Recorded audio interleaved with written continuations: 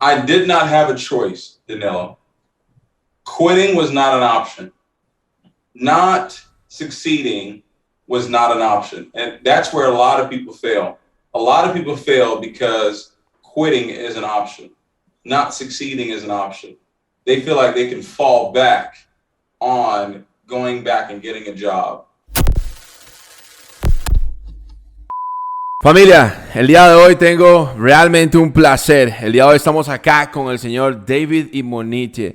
Es una persona que ha creado múltiples personas, ha ayudado a que múltiples personas lleguen a las 7 figuras. Y también él ha sido una persona que ha creado un impacto a nivel mundial, tiene una fundación, tiene un movimiento, Believe Nation. Y él nos va a estar compartiendo su historia y cuáles han sido las claves para sus resultados. So David, thank you very much. I'm really glad and I really appreciate you for taking the time of being here, my brother. Well, I appreciate you too for inviting me on to your incredible show here, and congratulations to you on all your success. Felicidades. Thank you very much. So you're learning Spanish now.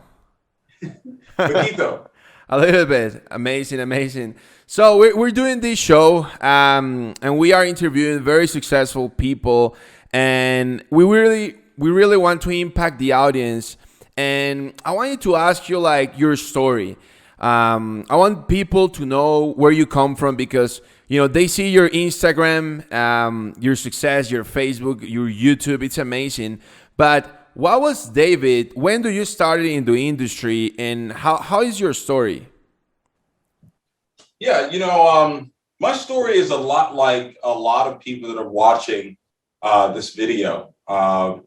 I was born to incredible parents that, they worked hard, but we weren't rich. We didn't grow up with a whole lot of money. But we grew up with a lot of discipline. We grew up with a lot of love. We grew up with a lot of examples of really how to live your life.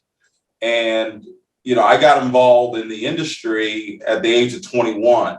And I think a lot of the things that were instilled in me as a child really helped me when I first started. And, it helped me, but I didn't have a lot of success, Danilo. I really did. My first 5 years, I made less than $100,000 total in network marketing.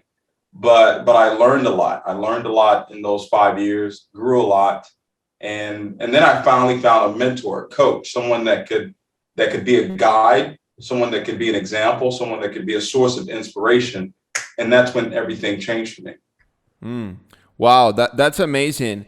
So you got started at 21. What were you doing before? Like, were you studying? Were you working? Yeah. I went to school, went to high school, went to college. I didn't finish college. So I was a college dropout, and society says if you don't have that piece of paper saying that you graduated, that you're probably going to end up doing nothing in your life. Yeah. So that's what I thought. That's the mindset that I kind of grew up in. I was working at the mall. I was working in clothing. As you can tell, I still love clothing, and you're looking pretty sharp too, man. I like that white jacket, man. Thank you, man. I gotta step up. When I thought, we're doing an interview with David, so I gotta step up my game. Well, you definitely did, but your game's already really high, so you took it to another level. So I was working in retail. I was working in clothing for the whole time I was in college. I was doing that. So when I moved back to Houston, I was working at a clothing store, and one late night, getting off of work, I ran into a frat brother of mine, a fraternity brother of mine. And he introduced me to network marketing. So I was making maybe, I think, $9 an hour working at that clothing store. And then, my life completely changed when I joined networking. Wow, that's amazing. So $9 an hour, what was that per month approximately? Like, I don't think I can calculate it per month. But minimum wage? It was so little, I couldn't count it. I probably was making maybe, I don't know, 1,200, maybe 1,200, 1,500 a month. All right, all right. So amazing. Okay, because here in Latin America, we always say like, "What's your monthly wage?" Right? So people can relate, and that was, yeah. And in the U.S., that's pretty much like the minimum wage, right? Yeah. Here in Latin America, yeah. I mean, in Latin America, it's like 400, 500, but 1,500 is very low in the U.S. Okay, and I wanted to ask you. It's very good. It's crazy because I started also at 21. I think that's a really good age to start. I was also working and studying, so I can really relate to your story, brother. And I think a lot of people will too. And you mentioned that in 5 years, you didn't have a lot of success. So I want to ask you, like, were you in like just one company, or you were trying different companies? So what was there? Yeah, my first company I was in for 2 years. That was prepaid legal, and then I joined another company, which is an energy drink, and that only lasted about 30 days. And then I joined a travel company, and that one I was in it for 2 years and 4 months. And then I got involved in Organo Gold. I got involved in the coffee business. I don't know if you remember that. Absolutely. Yeah, got involved in the coffee business, and that's when I started working with a mentor of mine at the time. And I went from living with my dad. In 6 months, I had made six figures. Wow. In less than 2 years, I was earning over $1 million a year. And what I want to share with people, though, when they hear that story, they're like, "Man, how did you go from 5 years no success to all of a sudden becoming a millionaire in 2 years?" Well, I can tell you that it was the 5 years of preparation. Mm-hmm. I wasn't playing around for 5 years. I wasn't sticking my toe in it and trying to see if it was going to work. I was going all out, aggressive action, and developing my skills. I was developing my skills in presenting. I was developing my skills with prospecting. I was developing my skills when it came to promoting for events. I was developing my leadership skills. And then what happened was my belief system, my spirituality of success, it caught up with the physical side of success. Mm-hmm. And once that happened, that's when everything just really accelerated for me. And that's why I teach mainly today, Danilo. I mainly teach on the spiritual side of success, because I know that if I would rather your physical side catch up with your spiritual side versus the other way around, mm-hmm. right? Because now I've coached people that understand the spiritual side of success that have had my success and even more much faster.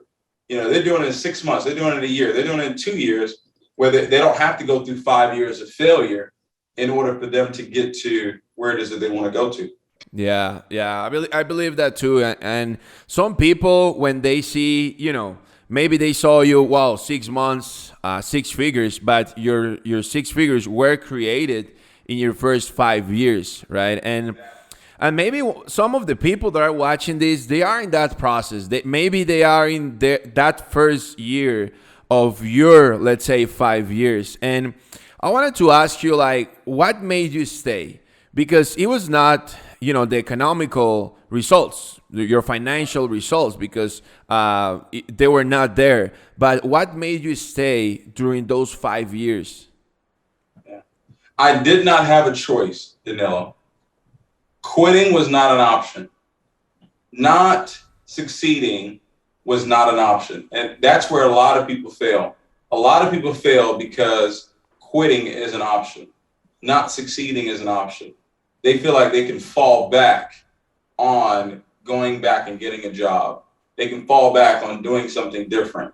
No, I was either going to win or I was going to win. There was no way around it. There's a story of a warrior that invaded this island, and he took his ships, took his warriors, and when he got there, he had them burn all the ships. He told his captain, burn all the ships. And they were like, "What do you mean? How are we going to get off this island?" He said, "We're going to get off this island. But the only way we're going to get off this island is we're going to use their ships." So when you when there's no bridge to go back to, when there's no ships to go back to, and it's their ships, you're gonna fight a little bit different. You're gonna go harder a little bit different. You're gonna pay attention a little bit different. You're gonna do a little bit more than the other person that has the ability to fall back on something else. So I would say that's why I kept going. I didn't have a choice but to keep going. Amazing, brother. I believe that many people do that, right? Many people are studying, or it's not that they have to quit their job right now or, quit studying, but it's like more like a mental decision of, this is what I'm going to do, right? And what made you make the decision? It was just your personal decision, right? You just felt it. Like nobody, I believe sometimes in this industry or in general, people are like kind of waiting for someone to make the decision for them. But you just made it, right? Back then you didn't have a mentor. Yeah, it's really simple. Because if I told you, hey, Danilo, I'm 100% sure that there's gold on this land, but you're going to have to dig. I'm 1,000% sure that there's gold there, right? As a matter of fact, I even show you the gold that's down there. Wouldn't you keep digging? For sure, 100%. Would you stop digging? No. So I saw the gold. I saw other people around me that were successful. I saw people that had been in a little bit longer than me that were successful. So I knew that if I kept digging and kept learning, right, from those individuals, that eventually I was going to get to the gold. And that's what happened after 5 years. And since then, I've still been digging because, what I earned after 5 years, today, I've been in the industry now 18 years. So in the last 13 years, as a matter of fact, my Organo Gold, I was in that company for 7.5 years. In 2018 alone, I made more money in that 1 year than I did in 7.5 years in Organo. Wow. So I'm still digging, I'm still growing, I'm still developing, still learning from coaches and mentors and still working, still believing in others, believing in myself. And so you never stop digging. You never stop. No matter if you're successful, not successful, you gotta keep digging. That's great, man. And life is about that. It's about growing. Some people ask like, why you work so hard? And I see you. That's one thing that I admire you, bro, for is that I always see you like getting to that next level, whether it's, the I Believe event, right, with John Maxwell and everything. I see your Instagram and you really inspire me of thinking like there's always a next level. Like you always gotta be working. So that's great, man. Good stuff. So you mentioned that in your 5th year, you found a mentor. And I believe that mentor was busy, right? That he was having success. So how did you do for him to coach you and to say, hey, I will be working for you? Because I want people to really understand what it takes to have a mentor, right? To receive a mentor in your life.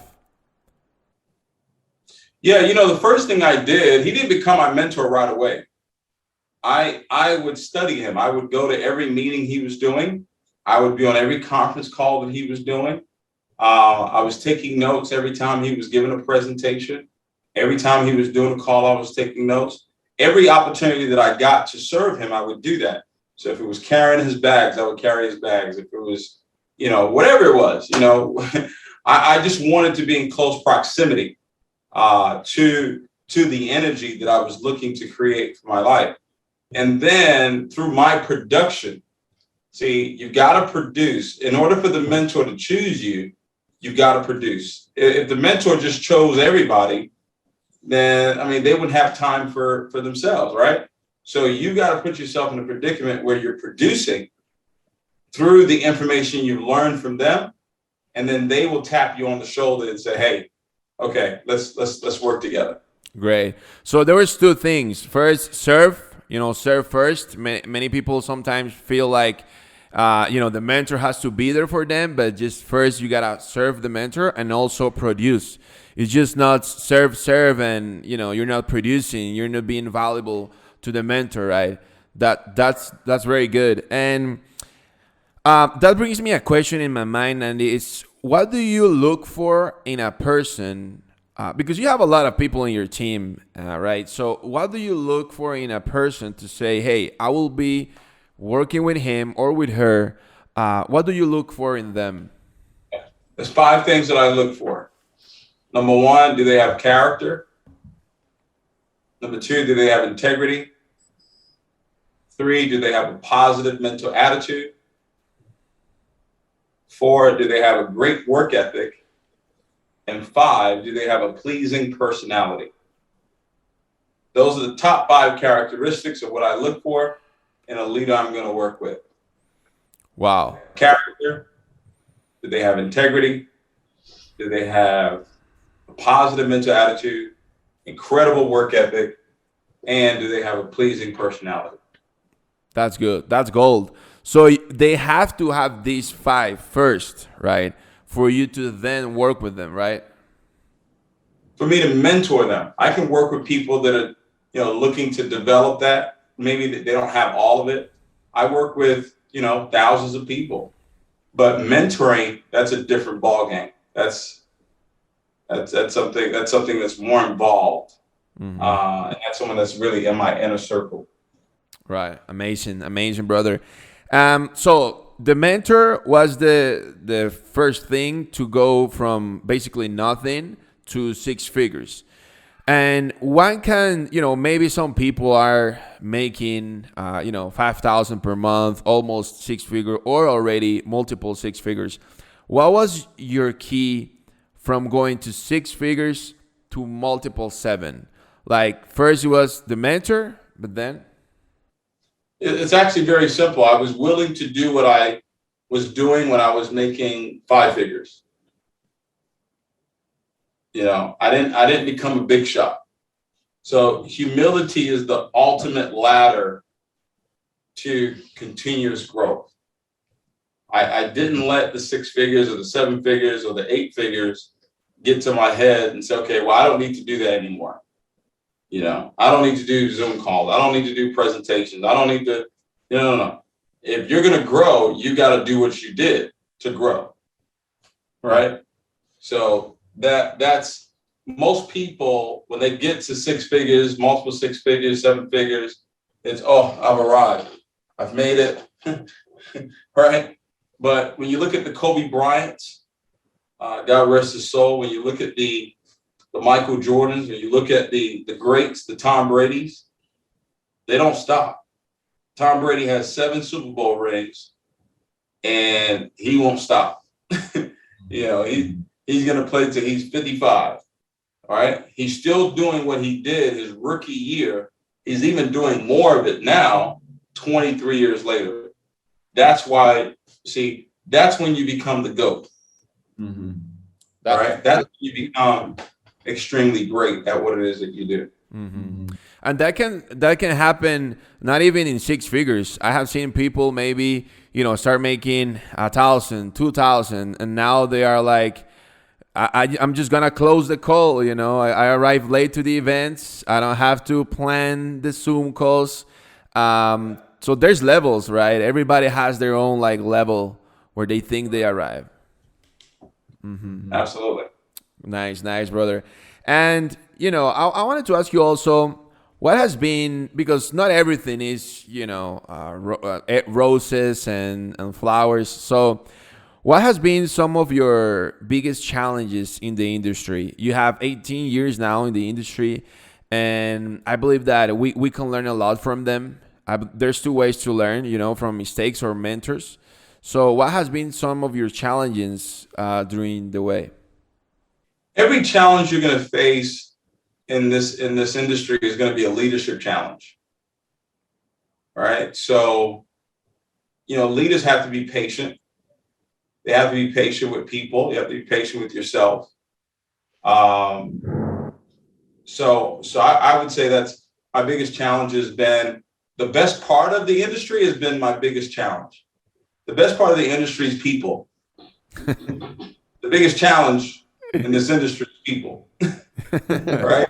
Because you have to deal with different people's personalities, their egos, their traumas. I mean, there's so many things, and you got to deal with that too. You got to constantly put your ego in check, and you've got to constantly heal from your traumas and things that you're going through, your own personal life, and they have a personal life as well. And so I would say that that's been the biggest challenge that I face, and I will always face that challenge.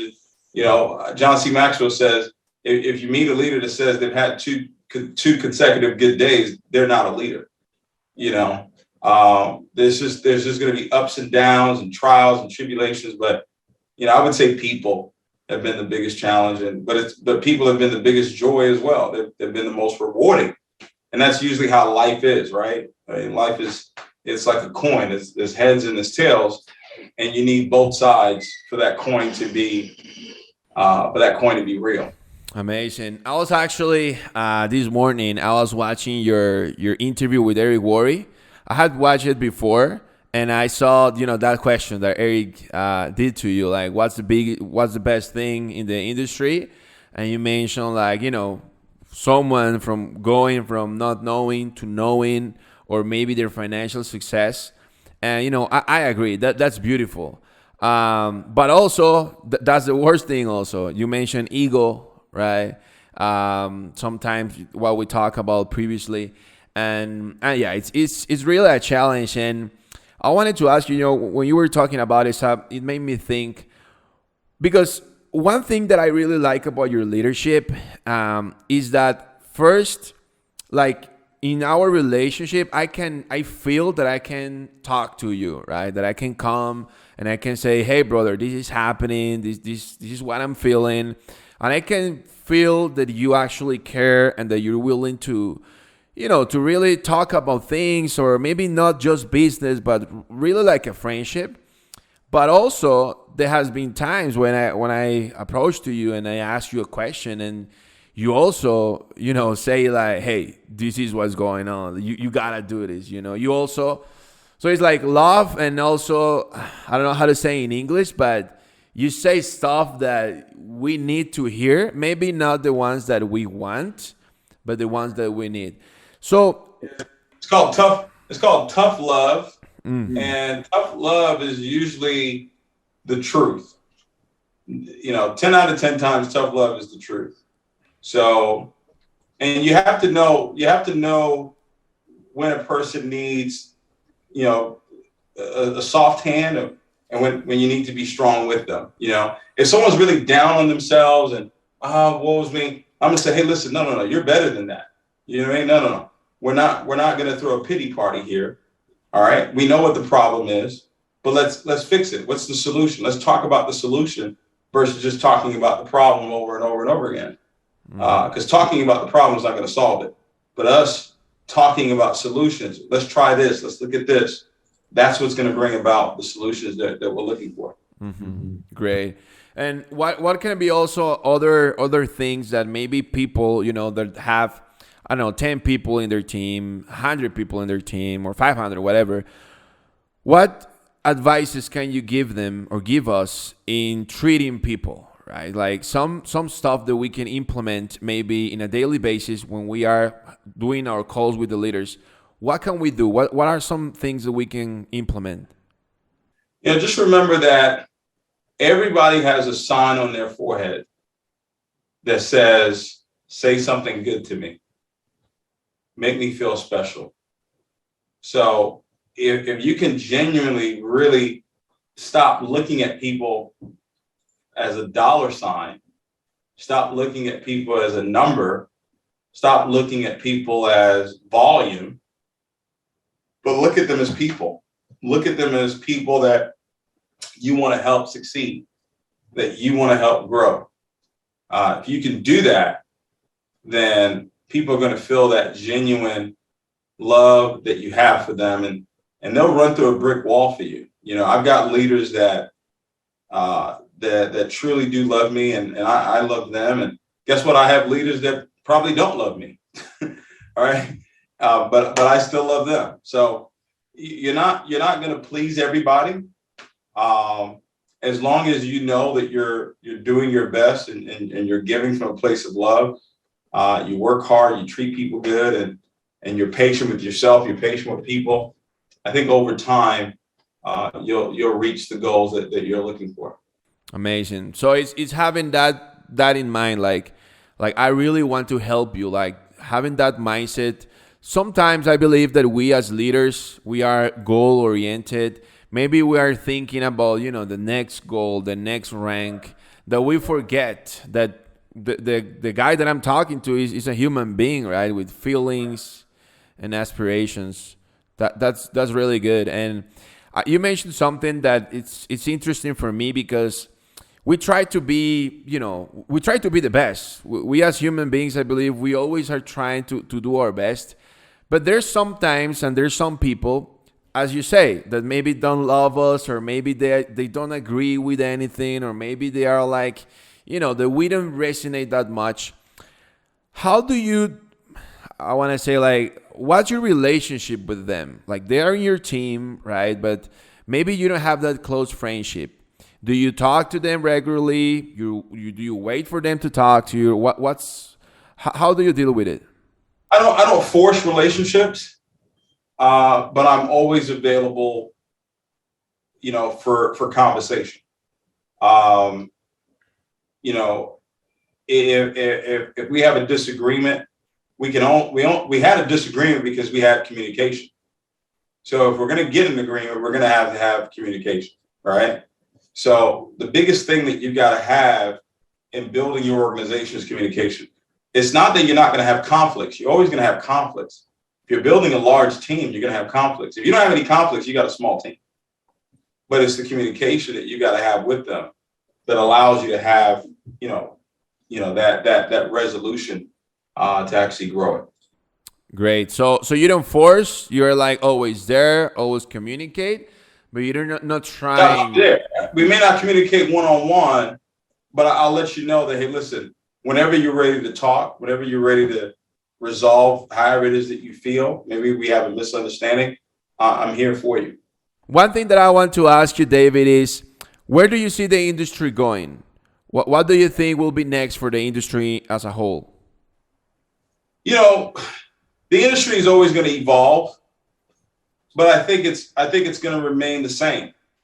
The industry 50 years ago was about people, development.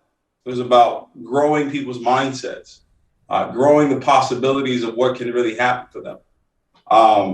So I don't think that's going to change. I think the methods are changing with the internet, social media.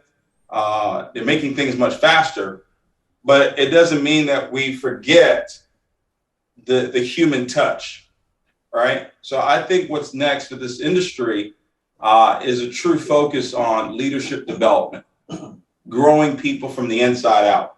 And when I say I want to help someone, it's not that I want to help them for them to go make millions of dollars. No, I want to help them grow their mentality. See, I know that if I can help you have a different way of thinking, you'll go and create the millions on your own. I won't be the one to do it. Yeah. But maybe I can show you a different way of thinking, and then maybe I can be an example of that way of thinking, and it inspires you to say, you know what? I am going to speak positive. I am going to see the right images. I am going to feel the right emotions. And I'm going to do this over and over and over again. And in time, I will have the success that I desire. Amazing. So that's where I see the industry going. And, there'll be different products, there'll be different services, but people development, I would love to be in an environment where people are genuinely valued, and they're not just valued because they can put up numbers. Yeah. But an environment where people are really, really valued, and an environment where when people come, they're valued. When they leave, they're valued. Mm-hmm. Most companies don't do that. They value you on your way in, but on your way out, you're Judas. So that's what I see, at least for myself. Great, man. I agree. Absolutely agree. And, thank you, David, for being here on this podcast. It was really a pleasure to have you. We will do it live someday. I will get to you, someday. And What can be some final words that you can give the audience, some final advice so they can go and crush it? Yeah. Well, the first thing I want to say is I'm really proud of you, man. I'm really proud of you. I know you're still in your 20s, and for you to have the mentality that you have, it's scary to see where you're going to be when you get to my age. You know, when you're 39, 40 years old, I believe the whole entire world, not just Latin America, is going to know who you are. So I want you to just keep that in mind as even what you're doing right now, what you're doing is you're serving people. You know, you're not serving yourself, you're serving other people, and service to many leads to greatness. So I want to just say congratulations to you on that. And for anybody that's watching this, I want you to make a decision that you're going to win no matter what.